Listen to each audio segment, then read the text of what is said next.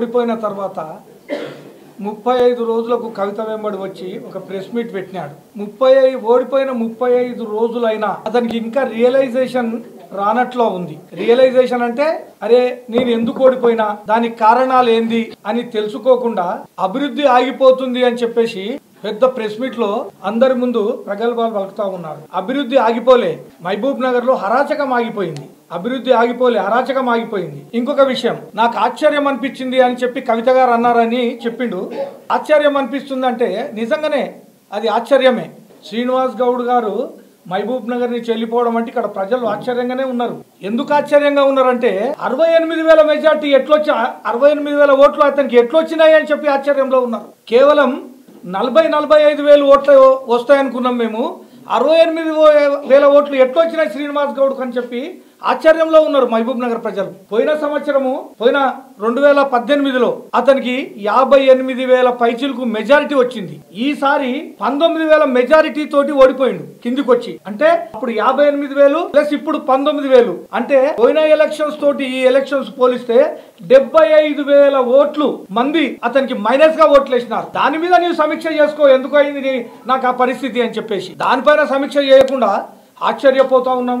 ఇంత డెవలప్ చేసినాం అని చెప్పి మీరు ప్రగల్భాలు పలుకుతా ఉన్నారు. ఎంతమందిని హరాస్మెంట్ చేసిండ్రు, మీరు ఎంతమందిని జైలుకు పంపించిండ్రు, ఎన్ని భూములు కబ్జా చేసిండ్రు, ఇవన్నీ నీకు తెలియడం లేదా అని చెప్పి ఈ సందర్భంగా అడుగుతా ఉన్నాను నేను. ఇంకా నీకు 68,000 వచ్చిన ఓటర్లకు ధన్యవాదాలు తెలుపు. 30-35-40,000 దాటకూడదు నీవు అంత పెద్ద హరాస్మెంట్ చేసినావు మహబూబ్ నగర్ లోపల. మళ్ళీ ఇప్పుడంట ఆ కవిత గారు చెప్తారు, ఈయన చెప్తారు మహబూబ్ నగర్ లో 2 పార్లమెంట్ స్థానాలు మేము గెలవబోతా ఉన్నామని చెప్తారు. డిపాజిట్ రాకుండా చూసుకోండి అని చెప్తా ఉన్నాను నేను. డిపాజిట్ వచ్చే విధంగా 3వ స్థానంలో ఉంటారు. కాంగ్రెస్ 1వ స్థానం, బీజేపీ 2వ స్థానం, టీఆర్ఎస్ 3వ స్థానంలో ఉంటది. శ్రీనివాస్ గౌడ్ గారు నిలబడతారా, కేసీఆర్ గారు నిలబడతారా, కేటీఆర్ గారు నిలబడతారా, ఎవరన్నా నిలబడండి. మహబూబ్ నగర్ ప్రజలు బుద్ధి చెప్పడానికి కొరకు రెడీగా ఉన్నారని చెప్పేసి కూడా ఈ సందర్భంగా నేను తెలియజేస్తా ఉన్నాను. ఆ ప్రెస్ మీట్ లో లాస్ట్ 2-3 సెంటెన్స్ లో ప్రశాంతంగా ఉన్న మహబూబ్ నగర్ ను ప్రశాంతంగా ఉండనియండి అని చెప్పి మాట్లాడతాడు ఆయన. ప్రశాంతంగా ఉన్న మహబూబ్ నగర్ ను ప్రశాంతంగా ఉండనియండి అని. మీరు చూడండి ఒకసారి ప్రెస్ మీట్. ఇప్పుడు మహబూబ్ నగర్ చాలా ప్రశాంతంగా ఉంది. శ్రీనివాస్ గౌడ్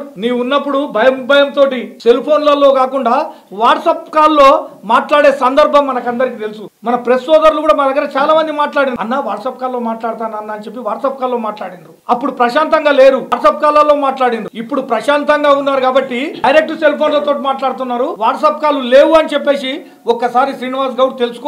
ఇంకా నీవు రియలైజేషన్ నీకు రావడం లేదు. మొత్తం నాయనకనే ఉన్నారని చెప్పేసి ఇంకా మీరు ప్రగల్భాలు వలుకుతా ఉన్నారు. మీరు ట్యాంక్ బండ్ ఆగిపోయింది అంటారు. ఇంకొకటి ముఖ్య విషయం ఏమంటే మన్నెంకొండ లోపట రోప్వే 100 కోట్లతోటి రోప్వే కడుతున్నాము. ఆ రోప్వే కడితే అక్కడ పెళ్లిలు జరుగుతాయంటాడు. ఏమన్నా తెలివి మాట్లాడుతున్నాడా, తెలివి లేకుండా మాట్లాడుతూ ఉన్నాడా? ఒకసారి మీరు ప్రెస్ మీట్ చూడండి. నేను చూసినాను, 2 సార్లు చూసినాను నేను. ఏం మాట్లాడతాడు? అక్కడ రోప్వే అయితే పెళ్లిళ్ళు ఎక్కువ జరుగుతాయంట. రోప్వే తోటి ఎవరైనా పెళ్లిళ్ళు జరుగుతాయండి అంటే మతి భ్రమించింది. ఇంతకుముందు మా సోదరుడు చెప్పినట్లు ఎక్కడో 4 రోజులు దానికి పంపిస్తే అక్కడ ట్రీట్మెంట్ తీసుకుంటే బాగుంటుందని చెప్పేసి కూడా నా అభిప్రాయం. మీరు ఎంతమందిని పార్టీలో జాయిన్ చేసుకున్నారు? అప్పట్లో మీకు పార్టీలో జాయిన్ చేసిన కౌన్సిలర్లను, బీజేపీ కౌన్సిలర్లను, కాంగ్రెస్ కౌన్సిలర్లను, వేరే కౌన్సిలర్లను జాయిన్ చేసుకున్నప్పుడు మీకు కనబడలేదు. ఇప్పుడు ఆ జాయినింగ్స్ గురించి మీరు ఏదో ప్రగల్భాలు వలుకుతా ఉన్నారు. మీరు ఏమంటున్నారు? కౌన్సిలర్లను కొన్నామని అంటున్నారు. ఎవరు కొన్నారు? ఎవరు పార్టీలో జాయిన్ చేసుకున్నారు? నీ మీద నమ్మకం లేక నీ తోటి వాళ్ళు ఆత్మ గౌరవాన్ని తాకట్లు పెట్టి భయంతో బయటికి చెప్పుకోలేక నీ వెనక ఇన్ని రోజులు ఉన్నారు, 4 సంవత్సరాలు. ఇప్పుడు స్వేచ్ఛగా ఎన్నికలు అయిపోయిన నెల రోజులకే మాకు స్వేచ్ఛ కావాలి, మంచి నాయకత్వం కావాలి. మంచి నాయకత్వం లోపల మహబూబ్ నగర్ లో వార్డులో నిధులు తెచ్చుకొని అభివృద్ధి చేసుకుంటామని చెప్పేసి ఒక మంచి ఆలోచనతోటి కౌన్సిలర్లు వచ్చి సంప్రదిస్తే మీరు పైసలు పెట్టి కొనుక్కుంటున్నావు అనే మాట మాట్లాడుతా ఉన్నావు. నీవు మంచిగుంటే, నీవు మంచిగా చూసుకుంటే వాళ్ళు మా దగ్గరికి ఎందుకు వస్తారు? చైర్మన్ మార్చాలని ఎందుకు ఆలోచన చేస్తారు? ఒకసారి మీరు ఆత్మవిమర్శ చేసుకోవాలి. మీరు ఒకసారి నిలబడండి ఎంపీకి. ఈసారి 75,000 మైనస్ ఓట్లు ఉన్నాయి, 1,00,000 మైనస్ ఓట్ల పోతుంది. మీరు ఏంటి అని అప్పుడు మీ భయంతో కొంతమంది మీ వెనక ఉండి కూడా కామ్గా ఉండి చేసినారు. ఇప్పుడు నీ వెనక ఎవరు ఉండరు. మీరు రాజకీయంగా మహబూబ్ నగర్ ను ఎంత హరాస్మెంట్ చేసినారో ప్రజలందరికీ తెలుసు. అదే విధంగా మీ మీద కూడా విచారణ జరుగుతుంది. ఇప్పుడు చూసినా మనం కేసీఆర్, కేటీఆర్ ఈడీలు రైడ్ అవుతా ఉన్నాయి. మీరు కూడా టూరిజం దానిలో మీరు టూరిజం లో ఫైల్స్ అన్ని కలిపోయినాయి. అక్కడ ఎండీని వాళ్ళని వీళ్ళని కూడా సస్పెండ్ చేసినట్లా ఉన్నారు. దాని మీద కూడా ఎంక్వైరీ జరుగుతుంది. ఇంకా మేము అధికారంలో వచ్చి 35 రోజులు అయింది. శ్రీనివాస్ గౌడ్ ఇంకా చాలా టైం ఉంది. అవినీతి మొత్తం బయటపడుతుంది. ఇక్కడనే కాదు, హైదరాబాద్ లో ఏమేమి జరిగినాయి అనేది మొత్తం బయటపడుతుంది. మీరు కొంతమందిని హాస్పిటల్ లోపల గానీ, యూనివర్సిటీ లోపల గానీ, వేరే వేరే డిపార్ట్మెంట్ లోపల ఈ అవుట్ సోర్సింగ్ పేరు పైన కార్యకర్తలను జాయిన్ చేసుకొని అక్కడ వాళ్ళు సంతకం కూడా పెట్టకుండా నెల 15,000 20,000 రూపాయలు తీసుకొని ఒక 50-100 మంది నీ చుట్టుముట్టు తిప్పుకున్న సందర్భం కాదా?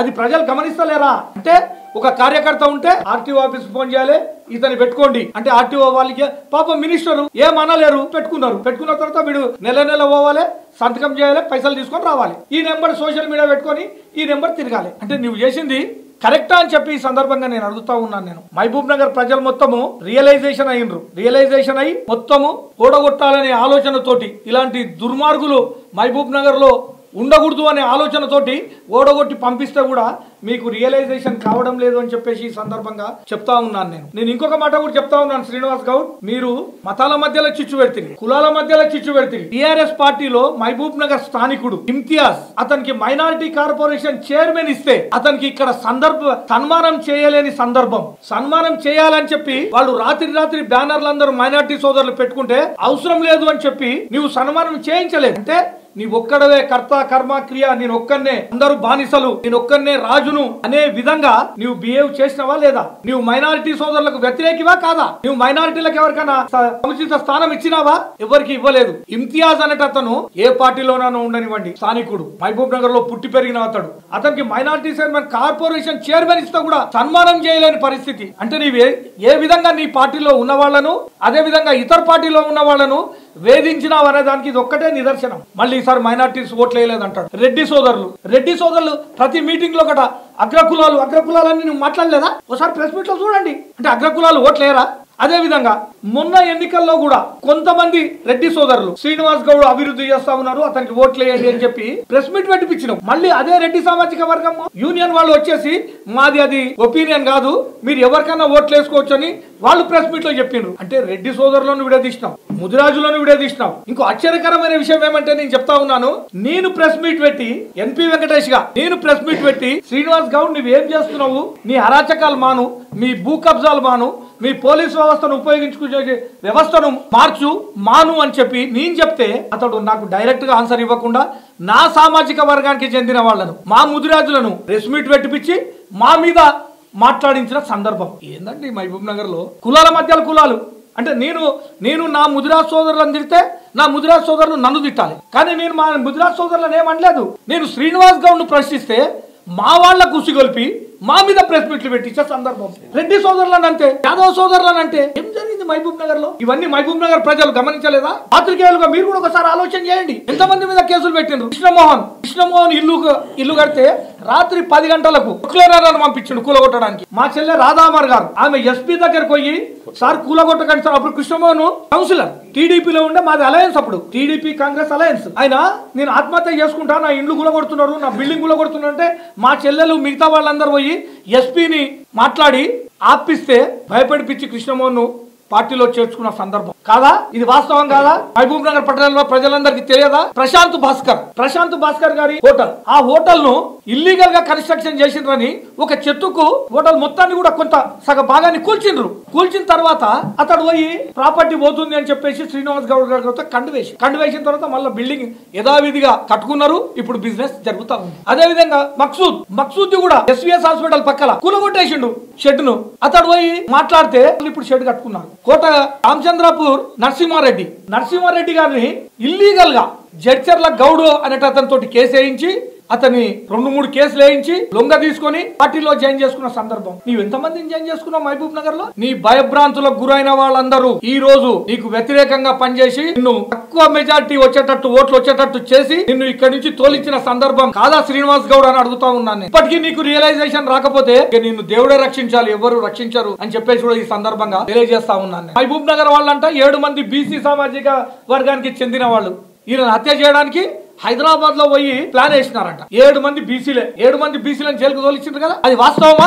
ఈ రోజు కూడా నేను చెప్తా ఉన్నాను, అది వాస్తవం కాదు. నీవు నీ పైన ఉండే లీడర్లు తయారు చేసిన కుట్ర, ఆ కుట్రతోటి 33 రోజులు పోలీసు వాళ్ళను ఉపయోగించుకొని స్టీఫెన్ రవీంద్ర అనే మంచి ఆఫీసర్ తోటి ప్రెస్ మీట్ పెట్టించి 32 రోజులు జైలుకు తోలిచ్చిన సందర్భం కాదా? టిక్ టాక్ లలో ఎవరో టిక్ టాక్ చేస్తే 5-6 కేసులు వేసిన సందర్భం కాదా? నీది హిస్టరీ రాస్తే ఒక బుక్ వెళ్తుంది. నీవు రాజకీయ నాయకుడు కావు. ఎన్నికలలో కూడా మా తిరుమల దేవుగుట్టకు వచ్చేసి శేఖర్ అనే అతన్ని పోలింగ్ జరుగుతూ ఉంటే బెదిరించిండు. ఏమైతుంది 3 తారీఖు తర్వాత మీ అంతు చూస్తా. మా ఎక్స్ కౌన్సిలర్ కోట రత్నం గారిని బెదిరించిండు. అదే విధంగా సలోన్పల్లిలో ఒక పిల్లగాన్ని వాళ్ళని బెదిరించిండ్రు, బీజేపీ వాళ్ళని బెదిరించిండ్రు, కొట్టిండ్రు. ఇదా దౌర్జన్యం? ప్రజాస్వామ్యంలో ఉన్నాం మనం. ప్రజాస్వామ్యం అనేది ఏందో ప్రజలు ఓటు రూపకంగా చూపించిండ్రు అని చెప్పేసి కూడా ఈ సందర్భంగా తెలియజేస్తా ఉన్నాను. మళ్ళీ ఇప్పుడు వచ్చి ఏదో ప్రగల్భాల వాళ్ళకి నేను ఏదో చేస్తానని ఏదో ఆలోచనలో ఉన్నట్టున్నావు. నువ్వు ఫస్ట్ మీరు రియలైజ్ కాండి. రియలైజ్ అయిన తర్వాత మళ్ళీ ఎట్లా ఉండాలి ఏముండాలి అని చెప్పేసి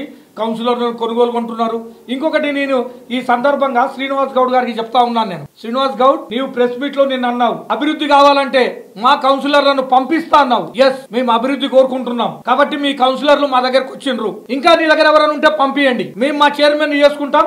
వాడలో 49 వార్డులలో మేము అభివృద్ధి చేసుకుంటాం. కానీ మళ్ళీ నీవేం చేస్తున్నావు? లోపల మళ్ళీ ఒక అడ్వకేట్ ని పెట్టి హైకోర్టులో వేసేయడానికి కొరకు ఆలోచన చేస్తున్నావు. బయట ఒక మాట, లోపల దుర్భాగ్యమైన ఆలోచన. మళ్ళీ ఇప్పుడు వాళ్ళతోటే ఫోన్లు చేయిస్తున్నాడంట కౌన్సిలర్లకు, కొంతమంది కౌన్సిలర్లకు. ఏమని? మీకు విప్పిస్తాము, ఆ విప్పును దారితే మళ్ళీ మీకు అనర్హత వేటు పడతాదని చెప్పేసి. నిన్న మాట్లాడిన మాట మీద నువ్వు నిలబడి ఉంటావా? ఒకవేళ నిన్న నీ మాటల మీద నేను నిలబడి ఉంటే విప్పు గాని కేసులు గాని విత్డ్రా చేసుకో. అది చేసుకోడు. అంటే లోపల ఒక మాట మాట్లాడతాడు, బయట ఒక మాట మాట్లాడతాడు. కాబట్టి నీ నేచర్ ఏంది అనేది మహబూబ్ నగర్ ప్రజలు గుర్తుపట్టినారు. మహబూబ్ నగర్ లో మొత్తం పోలీస్ వ్యవస్థను ఉపయోగించుకున్నాడు. ఒక పాపం గౌడ సామాజిక వర్గం, చాలా పెద్ద సామాజిక వర్గం మహబూబ్ నగర్ లోపల. ఆ గౌడ సామాజిక వర్గాన్ని కొంతమంది గౌడ్లను తీసుకొని గౌడ సామాజిక వర్గానికే ఒక మచ్చ తెచ్చే విధంగా నువ్వు చేసినావు. ఎస్పీని పెట్టుకున్నావు, డిఎస్పీని పెట్టుకున్నావు, సిఐలను పెట్టుకున్నావు, రెవెన్యూలో పెట్టుకున్నావు. మాకు ఆ సామాజిక వర్గం అంటే మాకు అభిమానం, వ్యతిరేకం కాదు. కానీ బయట విధంగా అనుకుంటున్నారు. ఒకసారి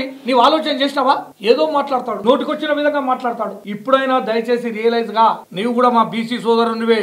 నీ ప్రవర్తన వల్లనే, నీ బిహేవియర్ వల్లనే, నీవు చేసిన కార్యక్రమాల వల్లనే నీకు ఆ రోజు ఆ పరిస్థితి, ఈ రోజు ఈ పరిస్థితి వచ్చింది. నీవు గాని నీ తమ్ముడు గాని. చూడండి, పోలింగ్ అయిపోయింది, కౌంటింగ్ 3వ తారీఖు రోజు మల్త రోజు పోయి ఆ వెంకటరెడ్డి అనే పెద్ద మనిషిని, 70 ఏళ్ల పెద్ద మనిషిని, రాజేందర్ రెడ్డిని, మా రాజేందర్ రెడ్డి గారిని ఇండ్లకు పోయి కొడతారండి. అంటే ప్రజాస్వామ్యం కాదు. నేను హుకుం, నాదే రాజును, నేనే రాజును అని చెప్పేసి పోయి కొట్టిన సందర్భం. నీవు పోలీసు వ్యవస్థను ఉపయోగించుకొని ఎట్లయితే చాలా మందిని మహబూబ్ నగర్ నుంచి భయపడి బయటికి తోలిచ్చినవో, ఎన్నికలు 3వ తారీఖు అయిపోయిన తర్వాత వాళ్ళు వెంకటరెడ్డిని వాళ్ళని కొట్టిన వాళ్ళు పారిపోయి గోవాలో దాక్కున్న సందర్భం కాదా? ఒకసారి ఆత్మవిమర్శ చేసుకోవాలి. కాబట్టి ఇప్పుడైనా రియలైజ్ గా, అభివృద్ధికి మేము అడ్డం కాదు, అభివృద్ధి చేస్తాం మేము. అక్కడ ట్యాంక్ బండ్ దగ్గర 15 కోట్లు ఇవ్వాలంట కాంట్రాక్టర్ కు, 15 నుంచి 20 కోట్లు. అతడు వచ్చేసి మన ఎమ్మెల్యే శ్రీనివాస్ రెడ్డి గారితో, సార్ నాకు 15 కోట్లు రావాలి సార్ అంటే అతడు ఏదో సైడ్ చేసుకోవాలని చెప్పేసి ఆలోచన చేస్తున్నాడంటే మేము పిలిపించి, మా ఎమ్మెల్యే గారు పిలిపించి, మేము పైసలు అరేంజ్ చేస్తాము, మీరు ఆ విధంగా చేసుకోకండి అని. అంటే మహబూబ్ నగర్ లో జరిగిన అభివృద్ధి కార్యక్రమాలు మొత్తం కూడా పైసలు ఇవ్వకుండానే కాంట్రాక్టర్లకు చెప్పి మళ్ళీ మా ప్రభుత్వం వస్తుంది మేము ఇస్తాము అని చెప్పి చేసిన సందర్భం. ఇప్పుడు పైసలు లేవు, వాళ్ళు పనులు ఆపినరు, మేము పనులు ఆపినామని అంటాడు. మొత్తం నీవే కదా చేసింది. వార్డుల్లో ఒకసారి ఏం డెవలప్మెంట్ జరిగిందో నీకు తెలుసా? ఒకసారి చూసుకోండి మీరు. వార్డులో ఒక్క డెవలప్మెంట్ కూడా జరగలేదు. రైల్వే ట్రాక్ అవతల డెవలప్మెంట్ సున్నా. వీరనపేట గానీ, టీడీ గుట్ట గానీ, కొత్తగంజ్ గానీ సున్నా డెవలప్మెంట్. ఏంటంటే డెవలప్మెంట్ అంటాడు. ఇంకోటి నిన్న ప్రెస్ మీట్ లో కూడా అంటాడు, మేము 10,000 ఉద్యోగాలు ఐటీ కారిడార్ లో ఇచ్చినామని చెప్పేసి. నేను పత్రికా ముఖంగా అందరికీ మిత్రులకు తెలియజేస్తున్నాను, ఇప్పుడే మనం పోదాం అడిగి. ఒక్క ఇండస్ట్రీ కూడా ఆడ ఉందా లేదా చూద్దాం. ఈ రోజు వర్కింగ్ డే కదా, ఈ రోజు వర్కింగ్ డేలా అక్కడ ఇండస్ట్రీలో ఎవరన్నా పని చేస్తున్నారా, ఎవరికైనా ఉపాధి ఉందా, అక్కడ జరుగుతుందా అంటే నేను రాజకీయంగా తప్పుకుంటా, నా ముక్కును క్లాక్ టవర్ చౌరస్తాలో రాస్తా. అక్కడ ఎవరైనా ఉద్యోగం చేస్తున్నట్లుంటే నేను రాస్తా. ఉద్యోగాలు ఎవరు లేకపోతే శ్రీనివాస్ గౌడ్ రాస్తావా నువ్వు? ఎంత అబద్ధం.